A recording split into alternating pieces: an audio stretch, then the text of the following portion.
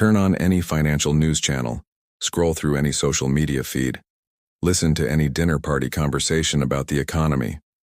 You'll notice a strange pattern. Pessimism is often treated as a sign of intelligence. Pessimism sounds smart. It signals that the speaker has seen through the superficial good news to a deeper, more complex and dangerous truth. Optimism, on the other hand, often sounds naive. It can come across as clueless, like a simple-minded cheerleader ignoring the obvious risks. The optimist is often dismissed. The pessimist is sought for their wisdom. But what if this is one of the most dangerous and expensive biases we have?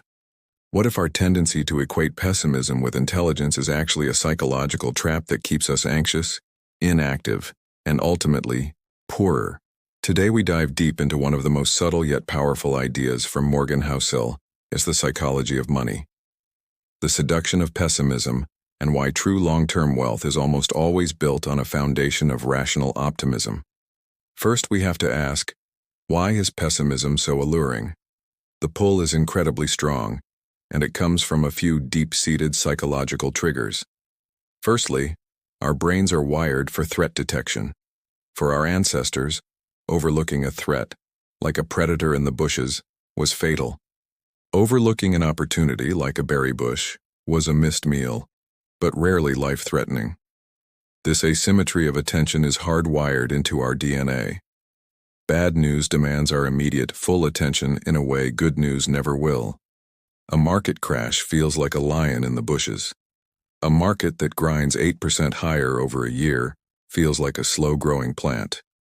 Our brains are conditioned to react to the lion, not the plant. Secondly, pessimism feels protective. By expecting the worst, we feel like we are emotionally preparing ourselves for potential loss and disappointment. It feels like a shield. If the worst happens, you can say, "I knew it." If it doesn't, you're pleasantly surprised. It seems like a win-win, but as we'll see, the cost of carrying this shield is missing out on most of the journey. And thirdly, there's a fundamental difference in timelines. As Housel points out, progress happens too slowly to notice, but setbacks happen too quickly to ignore. It took decades of innovation in medicine to add years to our life expectancy. That's a slow, compounding miracle. A pandemic can threaten it in months. That's a fast, terrifying disaster. The stock market can compound wealth for a decade, a slow and often boring process. It can lose a third of its value in a few weeks, a thrilling and horrifying spectacle. The news, by its very nature, reports on events, not gradual processes. Therefore, pessimism will always have more headlines, more attention, more evidence. But here is the critical flaw in the pessimist's logic. They often treat setbacks as permanent, while treating progress as temporary. They take a current problem, be it inflation, a war, a new political tension, a disruptive technology, and extrapolate it indefinitely into the future, assuming no adaptation, no innovation, and no solutions will ever arise. This is a bet against the single most powerful force in human history, our collective ability to solve problems. Think about the last 100 years. We have endured 2 world wars, a Cold War, the Spanish flu, countless recessions, depressions, oil shocks, and political crises. If you had described the world of today to someone in 1920, it would have seemed like an impossible utopia. Yet the journey from there to here was a relentless parade of problems and setbacks. The rational optimist isn't a blind idealist. Rational optimism isn't the belief that nothing bad will ever happen. That's naivete. Rational optimism is the understanding that setbacks are guaranteed, but that the long-term odds are tilted in favor of growth, innovation, and problem-solving. It's the belief that for every problem, someone, somewhere, is working on a solution, driven by incentive and necessity. The pessimist sees a traffic jam and thinks, "This city's infrastructure is broken. Travel will be impossible forever." The optimist sees a traffic jam and knows that it will spur the creation of better public transport, ride-sharing apps, remote work, and maybe even flying cars someday. The optimist understands that problems are the raw material for progress. So how does this apply to your money, to building wealth? Long-term economic growth is driven by this compounding effect of knowledge and innovation, and the stock market, over time, is a reflection of this growth. When you invest for the long term, you are not betting on next month's headlines. You are making a bet on the simple, time-tested idea that humanity will continue to want better products, more efficient services, and new solutions to its problems. You are betting on the continuation of progress. Pessimism is a direct bet against this trend, and historically, it has been a losing bet. This doesn't mean you should ignore risks. That's where the distinction between being pessimistic and being prudent comes in. The prudent optimist expects setbacks. They know markets will crash, they know recessions will happen.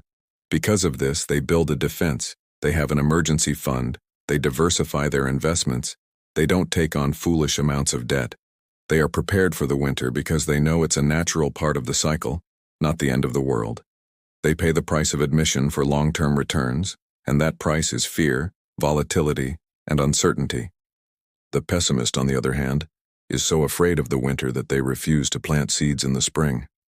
They stay in cash, waiting for the perfect time to invest, a time that never comes. They sell in a panic during a downturn, locking in their losses. They see every setback as the beginning of the end. How can you cultivate rational optimism and protect yourself from the seduction of pessimism? First, change how you consume information. Stop watching the daily financial news as if it's a sport. Instead, read history. Understanding the full cycles of past market crashes and recoveries gives you a perspective that today's headlines can never provide. You'll see that fear is temporary, but growth has been permanent. Second, embrace a long-term time frame. The shorter your time frame, the more you will be at the mercy of pessimism and volatility. If you are investing for the next 30 years, this month's inflation report or this week's market dip is largely irrelevant noise. Compounding needs time, and a long-term view is the ultimate antidote to short-term fear. Third, understand that true wealth is built on surviving the bad times. Your success as an investor will be determined less by how you perform during the bull markets and more by how you behave during the bear markets. The goal isn't to avoid the downturns, but to ensure you are financially and emotionally strong enough to endure them without being forced to sell. That endurance is the superpower of the rational optimist. Pessimism can feel good. It can make you feel intelligent and prepared. But it is a worldview that often leads to inaction and missed opportunities. It's a bet on stagnation. Optimism, grounded in the reality of history and human ingenuity, is what builds fortunes. It allows you to stay in the game long enough to benefit from the incredible, compounding power of progress. So the next time you see an expert confidently predict the next great crash, take a breath. Acknowledge the fear it triggers in you, and then, remember the long, unbroken story of human resilience. Remember that problems are the fuel for solutions. Pessimism may sound smart, but optimism is what has always paid the highest dividends in the long run.